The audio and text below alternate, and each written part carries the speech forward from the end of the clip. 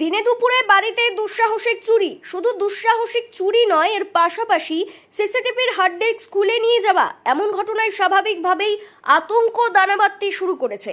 দিনে দুপুরে এমন দুঃসাহসিক চুরির ঘটনাটি ঘটেছে বীরভূমের দুবরাজপুর থানার অন্তর্গত দুবরাজপুর শহরে। চুরির ঘটনার অভিযোগ পেয়েই তদন্ত শুরু করেছে দুবরাজপুর থানার পুলিশ। জানা যাচ্ছে, শুক্রবার বাড়িতে কেউ না থাকার সুযোগকে কাজে লাগিয়ে দুবরাজপুর পৌরসভার অন্তর্গত ৯ নম্বর ওয়ার্ডের পাওয়ার হাউস মোড়ের কাছে ১৪ নম্বর জাতীয় সড়কের পাশেই থাকা একটি বাড়িতে এমন দুঃসাহসিক চুরির ঘটনা ঘটে।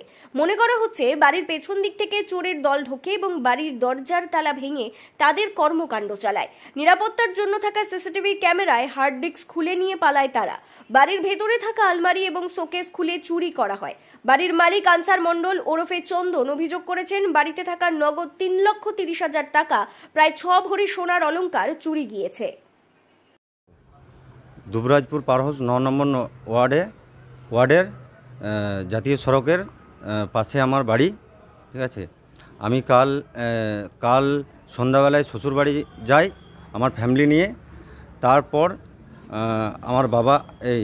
আমার বাবা ছিলেন রাত্রেবেলায় থেকে সকালবেলায় বাবা 12টা নাগাদ নামাজ পড়তে যায়।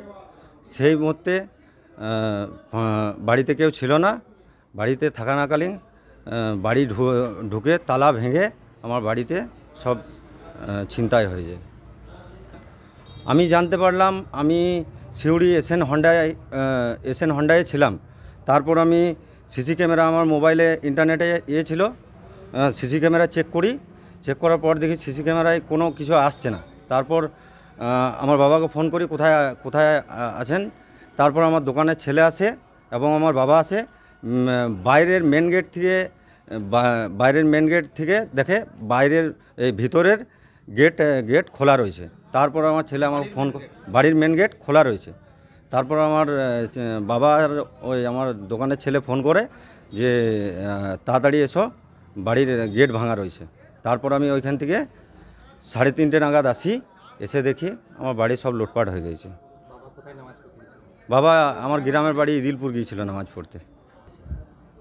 নগদ আপনার 3,30,০০০ টাকা ছিল, আর ওই গয়না ছিল আপনার ওই 9 ভরি 9.5 ভরির মতো, 10 ভরির কাছাকাছি গয়না ছিল।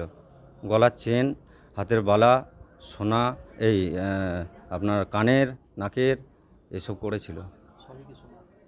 আর আপনার যে করেছে এসে সিসিটিভির হার্ড ডিস্ক পর্যন্ত নিয়ে চলে গিয়েছে। হ্যাঁ, সবগুলোই শোনা। পুলিশকে খবর দিয়েছি। তার মধ্যে সব গয়নার মধ্যে আপনার কিছুটা একটা অন্য ব্যাগে ছিল, ওই ব্যাগটা নিয়ে যেতে পারেনি, ওই ব্যাগটা ছেড়ে গিয়েছে। আপনারা তো দেখলেন। আনুমানিক আমার এখন ওই 6 ভরির মতো, 5.5 থেকে 6 ভরির মতো। একটা গলার চেন, হাতের একজোড়া বালা, আংটি, ওটা বুঝতে পারিনি।